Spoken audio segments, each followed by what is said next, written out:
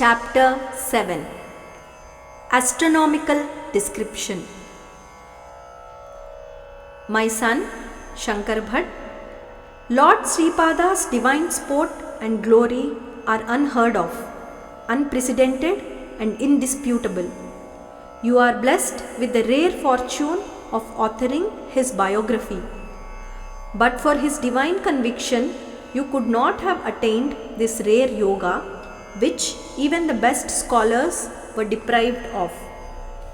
Remarked Tirumaladas the following morning, after completing his daily prayers and rituals. I listened to his engrossing narration. After his close call with death, surprisingly, Narasavadhanulu lost his charm and power of attraction. He could barely make both ends meet. Brooding over his despondent condition, Narasavadhanulu was meandering on the streets. Suddenly, he saw Sripada with Bapanavadhanulu. A few moments later, he saw Sripada in Sreshti's shop, and in a while, he saw him again playing with Varma. Sripada looked at him and smiled suggestively. Narasavadhanulu failed to comprehend the Lord and wondered how he could appear at three different places at the same time. Finally, when he returned home, Sripada, the compassionate Lord, appeared in their puja room. The couple was thrilled with joy indescribable. Both of them persuaded Sripada to have food at their house, but Sripada forthrightly refused, saying that the rarest yoga knocks the door when all the three, time, fate and karmic effects, are on high tide at the same time. A pious person recognizes it immediately, seizes the opportunity with a positive mindset and benefits, whereas the ignoramus, not realizing the exceptional opportunity, remains a passive loser. Sripada nonetheless consented to partake of a meal in their house in his next birth. He then counseled the couple with benevolence, which is valuable to every Datta devotee. The following conversation in the form of questions asked by Narasavadhani and answered by Sripada happened. Narasavadhani: Who are you, a god, a yaksha or a wizard? Sripada answered, I am the primordial power which remains latent in each and every atom and cell of this entire creation. It is I who appears in the form of a mother and a father in all the living beings. I am the Guru to the entire creation. Narasavadhanulu then asked, Are you an incarnation of Lord Dattatreya? Sripada answered, Undoubtedly. Since you don a physical form, I also descended in the same form. As a matter of fact, I have neither form nor attributes. Does it mean that you are formless and attributeless? Sripada replied, Formlessness itself is a form. Similarly, attributeless is an attribute by itself. I am the base for all the forms and formless, the attributes and attributeless, and I also transcend all these. If thou art the entirety, wherefore the weal and woe to mankind? Sripada replied, The self existing in you, giving identity to your body, is a soul, while I am the self, the supreme soul, Paramatman, residing in you. As long as you attach the feeling of ownership to your body and to your deeds, you cannot integrate yourself with me, and until then, you cannot come out of this intricate web of dualities, of joy and sorrow, sin and virtue, etc. When the egoistic I, the self within you, fades away and the non-egoistic self in you reaches its zenith, it is only then that you will come close to me. The more the proximity with me, the lesser will be the burden of your responsibilities and the greater will be your joy and bliss. Narasimhavadhanulu then asked, Some say that the soul of beings and the supreme soul are not one and the same, while others claim that the soul of a being can be integrated with the Supreme Soul. Yet others say that the soul itself is God and hence there is no question of merging. Which one of these three is true? Sripada answered, there is nothing to lose if you and I exist separately. Irrespective of our dual existence, when your ego is blotted out completely and you realize that everything plays its role merely on my conviction and is dependent on my mercy, and that you are a mere spectator, then you will experience the inexhaustible haven of bliss. Know that salvation is nothing but destruction of delusion and greed. Nevertheless, you can attain liberation in the dual state too. If you stay in my propinquity, I will manifest myself through you. When I exhibit all my powers through you, yet if you remain equanimous, your ego and arrogance totally supplanted in identification with the divine, then know for certain that you are devoid of any delusion. Such a state is nothing less than liberation. When your egoistic self and the feeling of bodily proprietorship extinguish completely, then the identity with yourself does not exist anymore. What remains within you is only the self.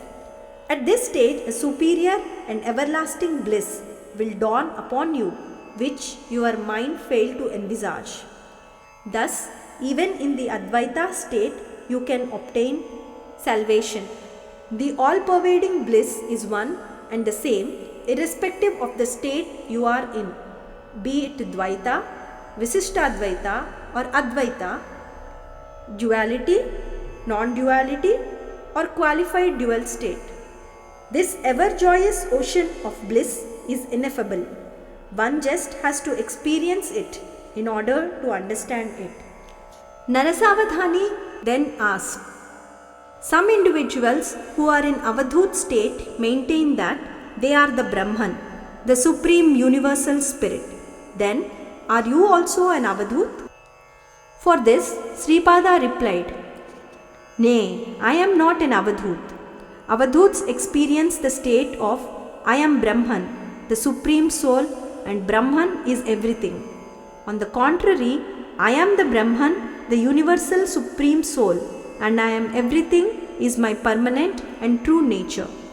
Narasavadhani questioned, Lord, I fail to perceive the subtle difference in both of these states.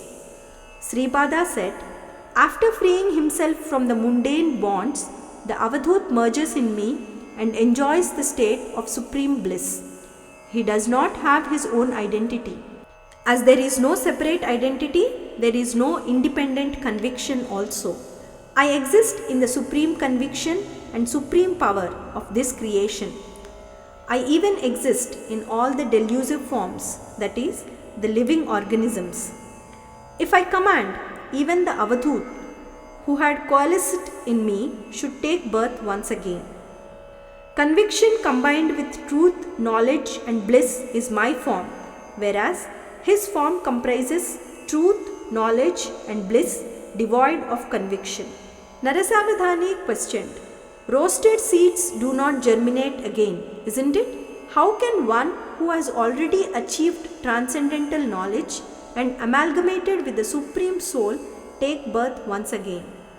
Sripada said, of course, it is an indisputable fact that roasted seeds do not germinate, but the power and ability of the cosmic maker lies in making those seeds germinate once again.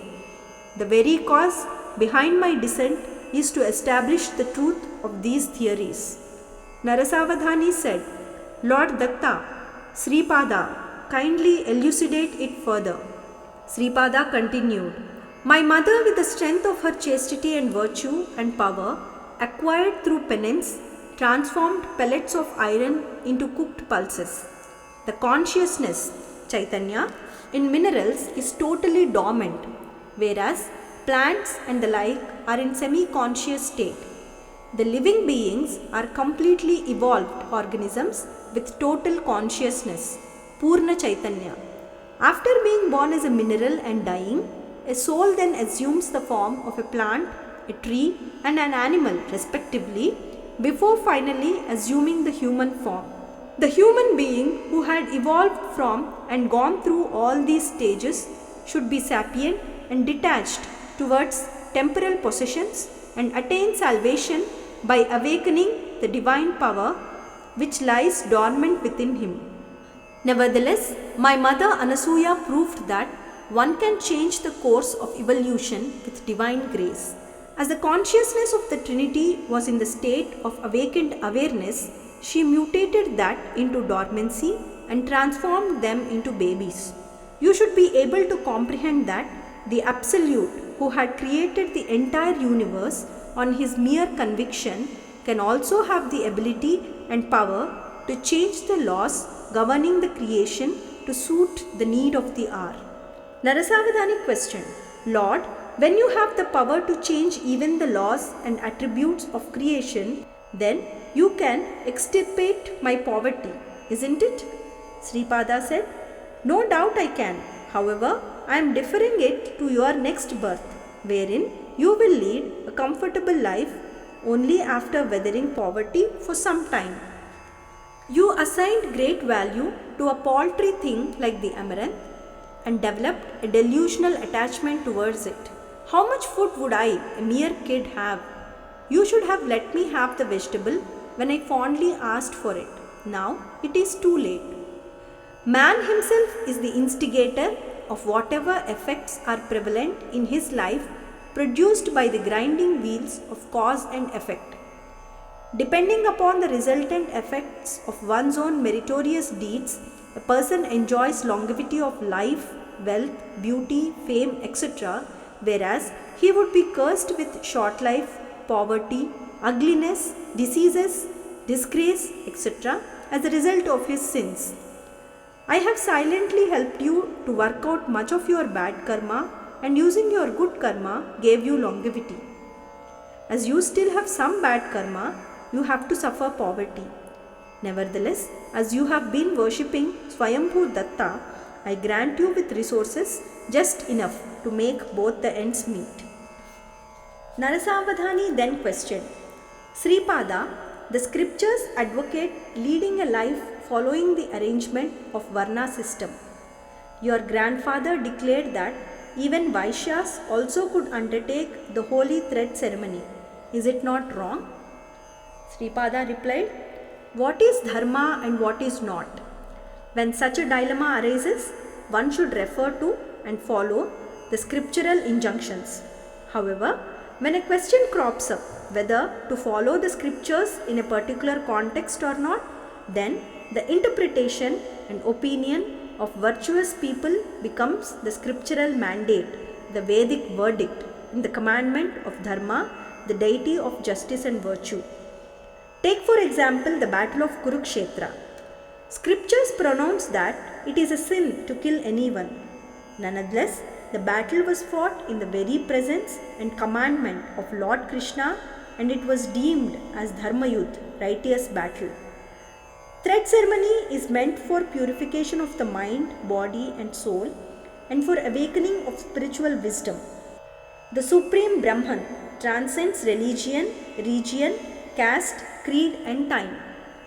The divine never loves or appreciates the flaunting of one's devotion and divine faith. Rather, he can easily be propitiated by the innate feelings of loyalty, unconditional surrender and devoutness of a devotee. Sripada then elaborated about the origin and existence of creation, the abodes of deities, gods and demigods. Further, he elucidated that it is not easy to comprehend the Datta Tattva but requires millions of births and incessant contemplation. Narasavadhanulu and his wife were left in utter bewilderment, hearing the 1-year-old Sripada authentically explaining the most complicated and striking ethereal subject with such ease. They wanted to touch his feet, but he refused, saying that they will have that privilege in their next life. He assured that he would be present in his subtle form wherever his name is uttered with sincere devotion. With a deafening sound, his body melted gradually within the piercing light. श्रीपादराजं शरणं प्रपद्ये. End of Chapter 7.